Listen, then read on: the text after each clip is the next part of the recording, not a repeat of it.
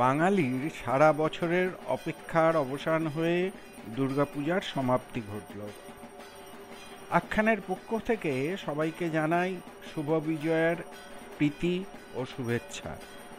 বড়দের সশ্রদ্ধ প্রণাম।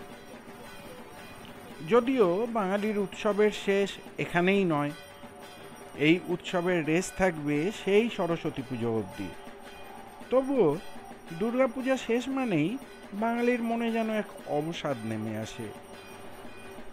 নীলকণ্ঠ পাখির মা দুর্গার বাপের বাড়ি থেকে কৈলাস যাত্রার বার্তা নিয়ে উড়ে যাওয়ার সাথে সাথেই আপামর বাঙালির মনে যে অবসাদ নেমে আসে তা একসময় পরিণত হয় অপেক্ষায়। সেই অপেক্ষাই চলে 1 বছর ধরে।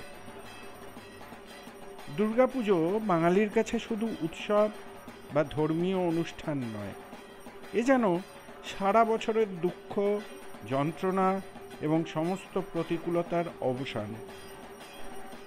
তাই আমাদের এবারের প্রয়াস এবছরের দুর্গাপুজোকে আরও একবার ফিরে দেখা। নমস্কার, আমি সুদীপ্ত আখ্যানের আরও একটি পর্ব নিয়ে চলে এসেছি। বারোয়ারি দুর্গোৎসব বলতে বোঝায় বাঙালি হিন্দুদের সার্বজনীন দুর্গাপূজা বা যে কোনো উৎসব। শব্দটি মূলত পশ্চিমবঙ্গে প্রচলিত। বারোয়ারি শব্দটির উৎপত্তি বারো ও ইয়ার মানে বন্ধু এই শব্দ দুটি থেকে।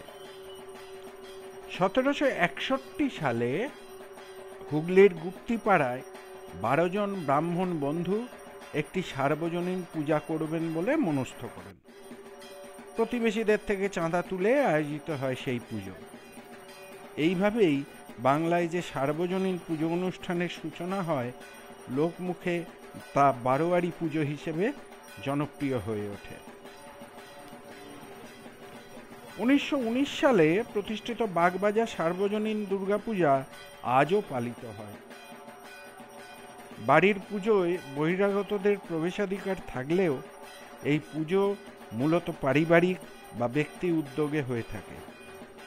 কিন্তু বারোয়ারি পুজো পুরোটাই গণ উদ্যোগে চাঁদা তুলে হয়ে থাকে।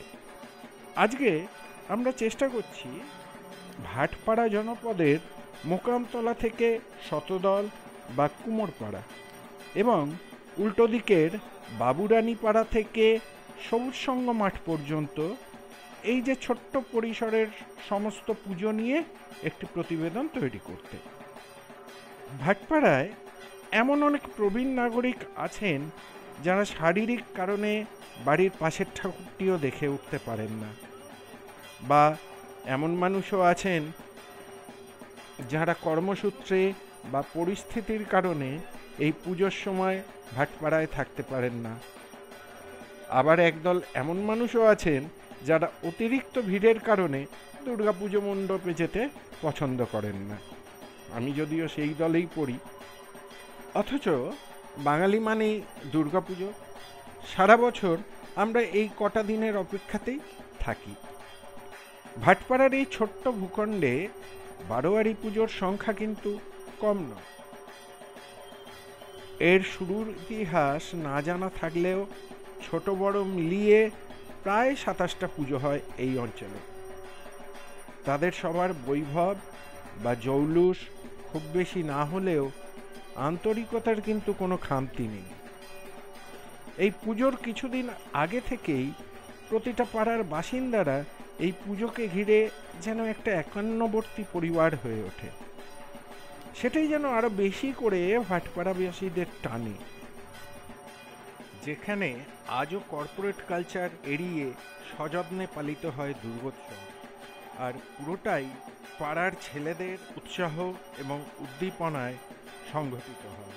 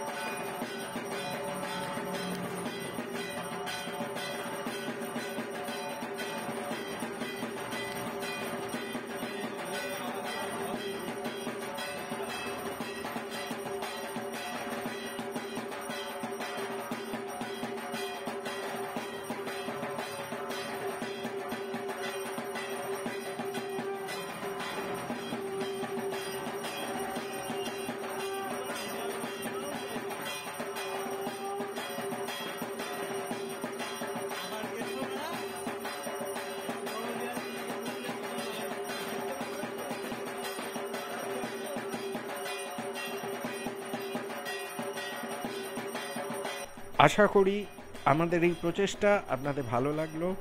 আমরা খুব তাড়াতাড়ি ফিরছি আরও একটি নতুন পর্ব নিয়ে। আমাদের কাজ ভালো লাগলে অবশ্যই লাইক, শেয়ার ও সাবস্ক্রাইব করে আমাদের পাশে থাকবেন।